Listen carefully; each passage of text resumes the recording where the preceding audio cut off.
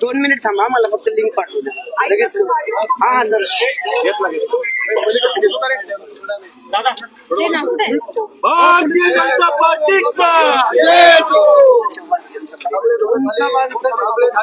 हे रोल का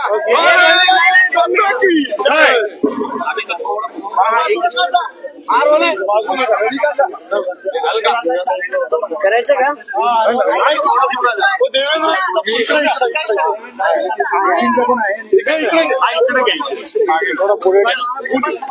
सर, 27 वर्षानंतर दिल्लीत भाजपचा मुख्यमंत्री बसणार आहे, भाजप सत्तेत येत आहे, आपचा दारुण पराभव झालाय, काय पहिली प्रतिक्रिया आहे?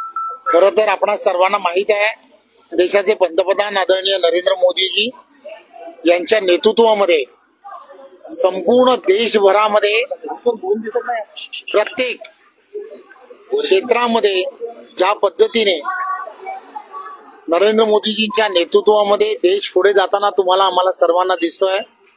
त्यामुळे सामान्य जनतेमध्ये एक अतिशय पॉझिटिव्ह असं वातावरण हे संपूर्ण देशामध्ये आहे. 12 बलुतेदार असतील, शेतकरी असेल, कष्टकरी असतील, या प्रत्येकासाठी आदरणीय पंतप्रधान नरेंद्र मोदीजींचं केंद्रातलं सरकार हे सातत्याने वेगवेगळ्या पद्धतीने त्यांना आधार देण्याचं काम करत आहे.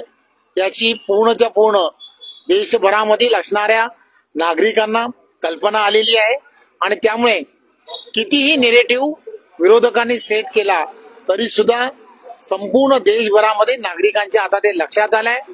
देशाचं भविष्य भारतीय जनता पार्टी जो राष्ट्रीय विचाराने प्रेरित असलेला पक्ष आहे, सर्वसामान्य जनतेच्या हिताच्या दृष्टिकोनातून काम करणारा पक्ष आहे. त्यामुळे दिल्लीमध्ये 27 वर्षानंतर आज चांगलं आणि एक यश हे भारतीय जनता पार्टीला मिळालं. सिसोदिया यांचा देखील पराभव झाला, उपमुख्यमंत्री होते, आपला दारू घोटाळा भोवला असं वाटतंय?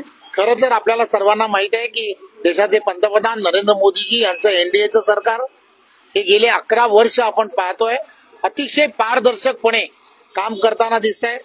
आणि आपने दिल्लीमध्ये ज्या पद्धतीने भ्रष्टाचार केला होता हा सर्व जनतेला माहीत पडला आणि त्या जनतेने त्यांना त्याचं पूर्णच्या पूर्ण जनता जी आहे त्यांच्या या भ्रष्टाचाराला वैतागली होती आणि म्हणून भारतीय जनता पार्टीला स्पष्ट बहुमत हे दिलं गेलं. एकीकडे तुम्हाला स्पष्ट बहुमत मिळते, पण राहुल गांधींनी काल प्रेस घेतली, त्यात संजय राऊत, सुप्रिया सुळे सगळे होते. त्यांनी मतदान टक्का जो वाढला 5 वर्षात 35 लाख आणि अवघ्या 6 महिन्यात 36 लाख मतदाता वाढले, बोगस मतदान झाल्याचा आरोप केलाय त्यांनी. खरं तर आपण सर्वजण यांच्या प्रतिक्रिया ज्यावेळेला घेता तेव्हा एक गोष्ट लक्षात घेतली पाहिजे. सर्व आपल्यासारखे सर्व मीडिया आणि सर्व पोल सगळे सांगत होते, एक्झिट पोल सांगत होते की भारतीय जनता पार्टीला स्पष्ट बहुमत मिळणार आहे. म्हणूनच काल त्यांनी ती प्रेस घेतली आणि त्या प्रेसमध्ये अशा पद्धतीचा कुठेतरी काहीतरी कोणावर तरी खापर फोडलं पाहिजे म्हणून काहीतरी स्टेटमेंट कराव्यात म्हणून त्या काही स्टेटमेंट केल्या आहेत. त्याच्याकडे आपण दुर्लक्ष करावं असं मला वाटतं. जयंत पाटील भाजपच्या संपर्कात आहेत असं बोललं जाईल. नितीन गडकरी सांगली दौऱ्यावर आहेत आणि त्यांच्या कार्यक्रमाला हजेरी लावणार आहेत. खरं तर आपणा सर्वांना माहित आहे की आदरणीय देशाचे पंतप्रधान नरेंद्र मोदीजींच्या नेतृत्वामध्ये आणि आदरणीय महाराष्ट्राचे लोकप्रिय असे मुख्यमंत्री देवेंद्रजी यांच्या नेतृत्वामध्ये प्रत्येक असणाऱ्या समाजसेवा करणाऱ्या प्रत्येक कार्यकर्त्याला पदाधिकाऱ्याला हेवा वाटेल असं काम पंतप्रधान आणि मुख्यमंत्री करतायत. त्यामुळे प्रत्येकाचं आकर्षण लोकप्रतिनिधीचं भारतीय जनता पार्टीकडे आहे. त्यामुळे असे असंख्य लोक आहेत की ज्यांचं आकर्षण आहे.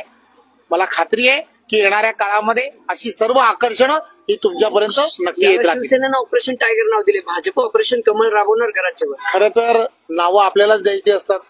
बारसं करायचं काम हे नेहमीच प्रेस करत असतं. आपण काय कराल ते बारसं आम्हाला मान्य आहे.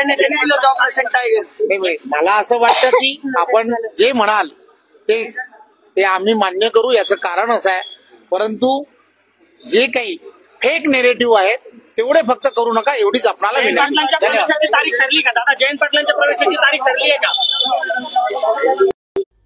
आमची व्हिडिओ बातमी आवडल्यास लाईक, शेअर आणि समांतर चॅनलला सबस्क्राईब करायला विसरू नका.